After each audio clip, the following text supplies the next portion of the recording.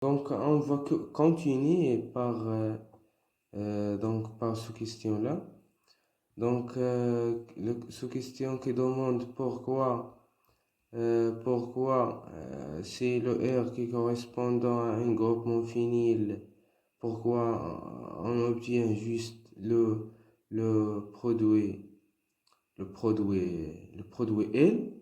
Donc, à cause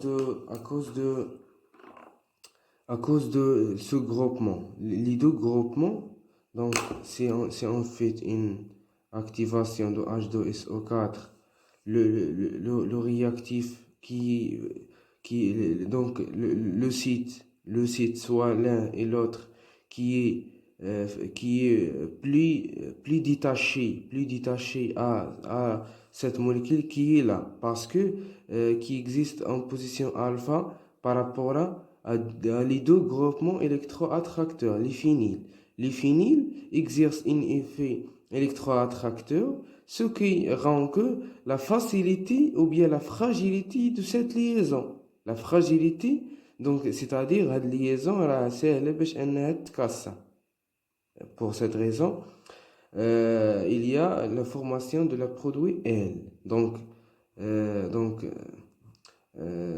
Ce mécanisme qui peut être expliqué, la formation de L, donc, euh, donc les deux phényls exercent, j'ai dit que les deux phényls exercent un effet électroattracteur, ce qui provoque la formation de la composée L.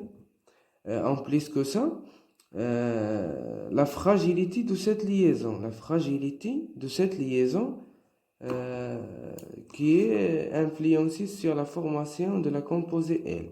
Donc c'est ça la réponse. La fragilité de cette liaison à cause de l'effet électroattracteur de les deux groupements, de ces deux groupements. Et il y a un réarrangement et détachement. Voilà, détachement de l'eau ou la molécule qui est là.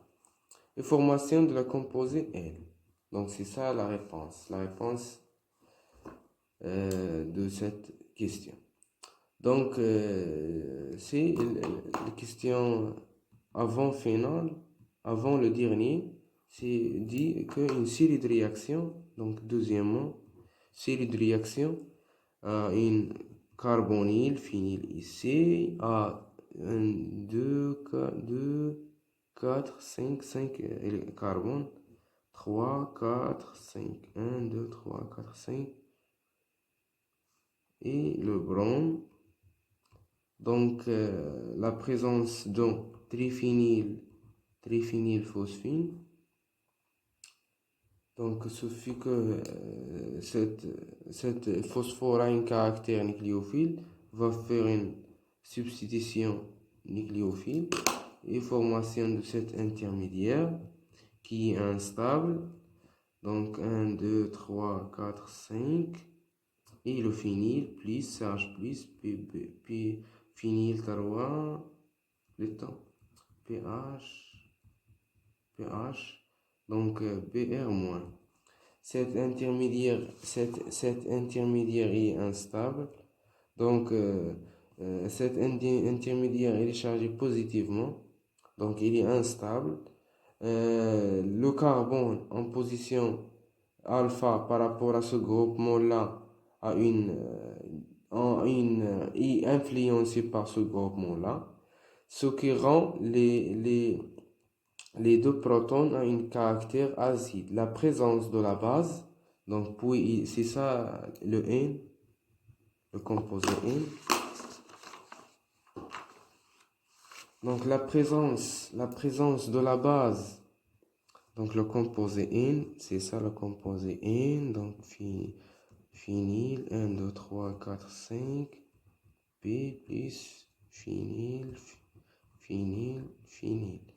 Je vais voir comme ça. Donc la présence de la base va arrachera ce proton, l'un de ce proton va arrachera l'un de ce proton et formation de cet intermédiaire. Donc cette réaction, il s'agit d'une réaction de condensation de Wittig ou bien de Wittig. 1, 2, 3, 4, 5, fini plus, pH, pH, pH, moins ici. Moins. Et formation de plus éthanol plus NaPr. Donc c'est ça les produits secondaires. Donc c'est ça qui s'appelle vatotomérie. Donc ici pour stabiliser l'intermédiaire 3, 4, 5, 5, voilà 5. Il est Z, phényl, H3. 3 fois. Voilà l'intermédiaire. 1, 2, 3, 4, 5. Voilà l'intermédiaire qui note Q, ou bien O. O. Donc, puis, il y a une... puis, il y a une réaction. 1, 2, 3, 4, 5. Il y a une réaction intramoléculaire entre non, non, non, non. De liaison entre le phosphore et le carbone. N'est pas ici, c'est ça. Ici.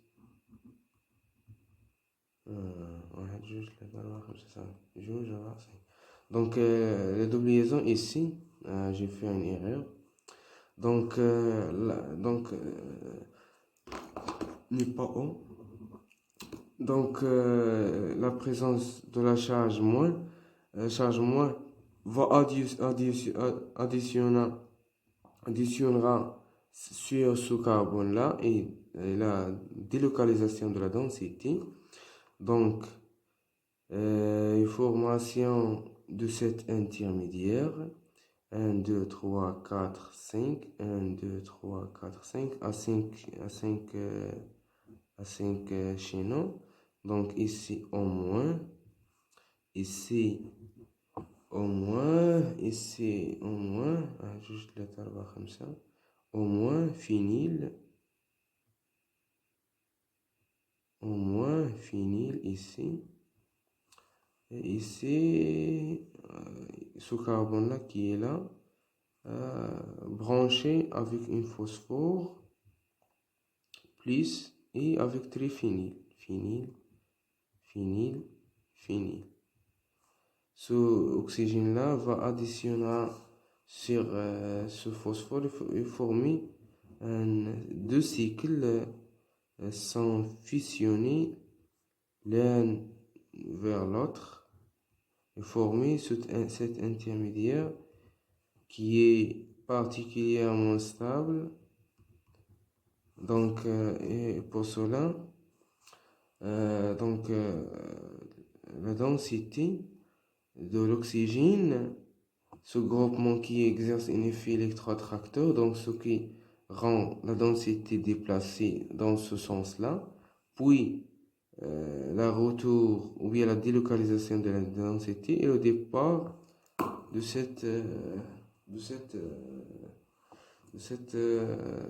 l'oxygène. Et formation de cet intermédiaire-là à 5 chaînons, une alcyne qui est stable par la double liaison qui est formée dans le cycle et respecte la règle de ZF. Plus le triphényl, ou bien oxyde de phosphine, plutôt. Oxyde de phosphine et un alcène et un alcène. Donc c'est ça le composé E, O, plutôt O. Donc je passe à l'étape suivante, c'est je pense c'est l'hydroboration. Donc le composé trouvé à l'aide de la réaction de Wittig, c'est ça. Donc, puis il y a une hydroboration BH3. Donc, le mécanisme, c'est simple pour faire le mécanisme. Puis il y a une H2O2 ou H-. Donc, hydroboration, c'est une addition anti-Markovnikov. Donc, la formation de OH se fait dans cette position-là. Donc, qui forme le composé ou bien le OH le moins substitué. Donc, pH ici. Puis, il y a c'est ça le produit P. Puis, il y a une oxydation par l'oxyde de chrome. Donc, dans H2SO4 comme catalyseur. Donc, le mécanisme aussi se fait d'une manière simple. L'activation de trioxyde de chrome. Puis, il y a une addition par ce OH là. Il y a une délocalisation. Puis, il y a une délocalisation de la densité de l'oxygène. Puis, il y a une élimination de l'eau dans la molécule. Puis, il y a aussi une activation par ce proton-là. Ce proton-là va additionner sur une carbone. Il y a une cyclisation intramoléculaire et formation de cette composé qui est là. Le mécanisme, c'est simple, très simple, mais le temps qui est un facteur très important. Donc, une formation de la composé qui s'appelle Q. Donc, pour le troisième question, donc l'action de l'éthylate de sodium ou bien éthanolate de sodium, de composé bromure, c'est ça le composé bromure, forme six produits.